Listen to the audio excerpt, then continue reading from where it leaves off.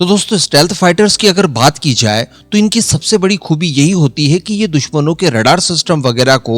चकमा दे सकते हैं। एक तरह की अदृश्य लोकेशन बनाकर ये दुश्मनों के इलाकों में घुसते हैं और वहां पर अपने टारगेट्स को न्यूट्रलाइज करने के लिए बॉम्बिंग वगैरह करते हैं। साथ ही अगर एयर सुपीरियरिटी की बात की जाए तो दुश्मनों के विमानों के साथ डॉग फाइट करते हैं, उनकी नजर में आए बिना और सरप्राइज अटैक करके उन्हें शॉट डाउन करने के लिए एक बेहतरीन प्लेटफॉर्म आपको प्रोवाइड कराते हैं। अल्टीमेटली इस तरह के विमानों की जो सबसे बड़ी कैपेबिलिटी होती है और सबसे बड़ी खासियत जो होती है, जो आपके लिए उपयोगी होती है, वो इनका स्टेल्थनेस ही है। लेकिन आप एक बार कल्पना करके देखिए कि अगर आपके विमानों के अंदर जो कि स्टेल्थ विमान होंगे उनके अंदर अगर बहुत ज्यादा लॉन्ग रेंज वाली मिसाइलें नहीं हैं, बीवीआर मिसाइलें वो कैरी नहीं कर रहे हैं, तो ऐसी परिस्थिति में एयर सुपीरियरिटी पाने के लिए उन्हें करना ये होगा कि एनिमीज के फाइटर्स के काफी नजदीक जाना होगा। और अगर मान लीजिए कि आपके स्टेल्थ विमान दुश्मनों के विमानों के इतने नजदीक चले जाते हैं जो कि विजुअल रेंज पर हो, जहां पर आंखों से आप देख सकते हो, तब इनके स्टेल्थ होने का कोई मतलब रह नहीं जाता।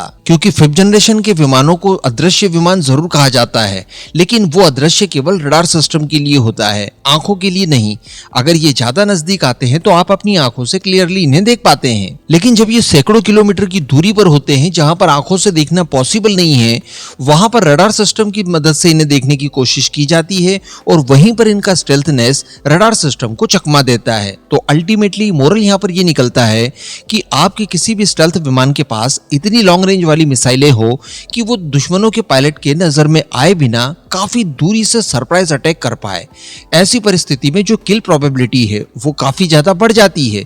एनिमी पायलट्स को पता ही नहीं चलेगा कि किस तरफ से उनकी तरफ मिसाइल आ गई, उन्हें हिट कर दिया और शॉट डाउन कर दिए गए। अब अगर एमका मार्क 1 की बात की जाए तो इसके इंटरनल वेपन बे में कुछ इस तरह की तैयारियां की गई थी कि 4 एयर टू एयर मिसाइलें आप कैरी कर सकते हैं। अब अगर अस्त्रा मार्क 1 और मार्क 2 की बात की जाए तो ये आपस में काफी ज्यादा सिमिलर सी है, थोड़ा बहुत फर्क इनमें जरूर है, लेकिन एक ही लॉन्चर से आप इनका इस्तेमाल कर पाएंगे। लेकिन यहाँ पर हमें और भी ज्यादा लॉन्ग रेंज वाली बीवीआर मिसाइलों की आवश्यकता पड़ेगी, स्पेशली अस्त्रा मार्क 3, जिसे कि अब गांडीव मिसाइल का नाम दे दिया गया है, ताकि काफी दूरी से विजुअल रेंज में आए बिना एमका विमान से दुश्मनों के विमानों के ऊपर अटैक किया जा सके। अब ऐसा जब हम लोग करने की कोशिश करेंगे, इसके लिए एमका के इंटरनल वेपन बे में हमें अस्त्रा मार्क 3 मिसाइल को इंटीग्रेट करना होगा, जो कि काफी लेंथी प्रोसेस होगी और काफी मुश्किल भी होगी, क्योंकि इंटरनल वेपन बे में इतनी व्यवस्थाएं संभवतः नहीं होगी। क्योंकि मैंने आपको बताया कि तीनों मिसाइलों के अंदर फिजिकली काफी डिफरेंसेस हैं, जहां पर अस्त्रा मार्क 1 मार्क 2 के बीच में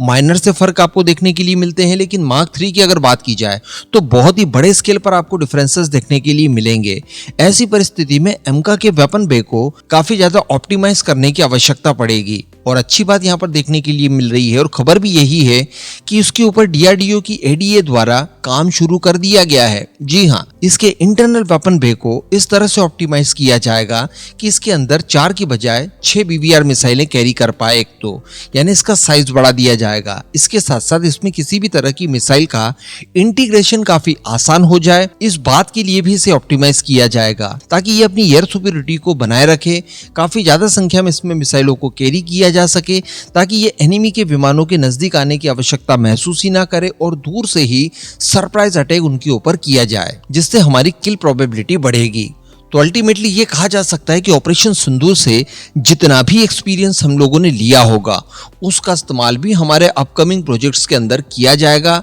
वहां पर स्पेशली मॉडिफिकेशन के काम किए जा सकते हैं। साथ ही दुनिया के अलग अलग क्षेत्रों में भी जो कॉन्फ्लिक्ट्स वगैरह हो रहे हैं उनका एक्सपीरियंस भी हम लोग इकट्ठा करके अपने अपकमिंग प्रोजेक्ट्स को उसी हिसाब से डिजाइन और डेवलप कर पाएंगे। अब इस पूरे मुद्दे पर दोस्तों आपका क्या मानना है, नीचे कमेंट करके जरूर बताइएगा।